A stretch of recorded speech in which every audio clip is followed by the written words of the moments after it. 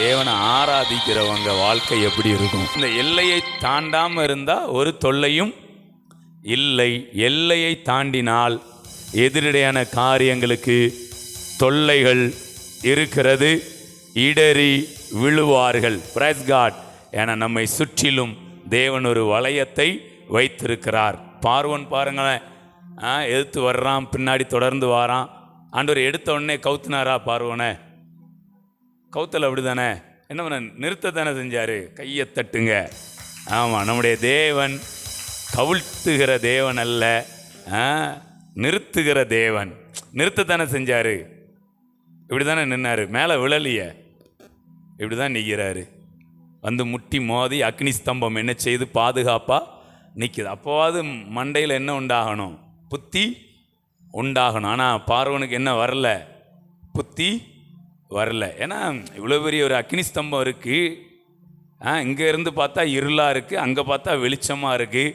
அப்போவாது ஒரு என்ன உண்டாகணும்? ஒரு புத்தி உண்டாகணும். ஓகே, இல்லை அவங்க வேறு மாதிரி ஜனம், இவங்களை நம்ம பின்தொடர்ந்து என்ன பண்ணக்கூடாது, போகக்கூடாதுன்னு என்ன பண்ணியிருக்கணும், தெரிஞ்சிருக்கணும். ஆனால் பின்தொடர்ந்து வர்றாங்க.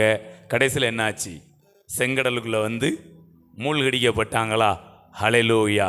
நான் எப்போவுமே இப்போ நம்ம புதிய ஏற்பாட்டின்படி பேசிகிட்டு இருக்கிறோம். புதிய ஏற்பாட்டின்படி பேசும்போது நீங்கள் மனிதர்கள்னே நினைக்காதீங்க.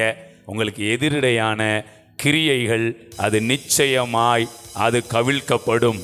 கையை தட்டி உங்களுக்கு விரோதமாய் வருகிற சூழ்ச்சிகள், உங்களுக்கு விரோதமாய் பிசாசு பண்ணுகிற தந்திரங்கள், இது எல்லாமே ஒரு லெவல் வரைக்கும் வர முடியும்.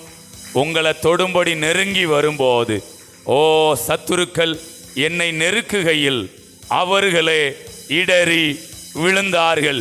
அவருடைய நாமத்தை நீங்கள் அறிந்து கொள்ளும் போது, அவருடைய நாமத்தை நீங்கள் ஆராதிக்கும் போது, ஓ ஹல்லேலூயா, ஓ தேங்க்யூ லார்ட், தேங்க்யூ ஜீசஸ். உங்களுக்கு தொல்லை கொடுக்கும்படி வருகிறவர்களுக்கு தேவன் ஒரு எல்லையை அவர் நியமித்திருக்கிறார். அந்த எல்லையை தாண்டும் போது அவர்களே இடறி விழுவார்கள். எந்த தீங்கும் எந்த பொல்லாப்பும் உங்களை அணுகாது, உங்களை தொட முடியாது. கையை தட்டி கையை தட்டி ஹோ ராபா சாகா தாரா லேமெனே தூரிகாபா. அதே மாதிரி உங்களுக்கான ஒரு புதிய காரியம் அங்க ஓப்பன் ஆகிறதா இருக்கிறது.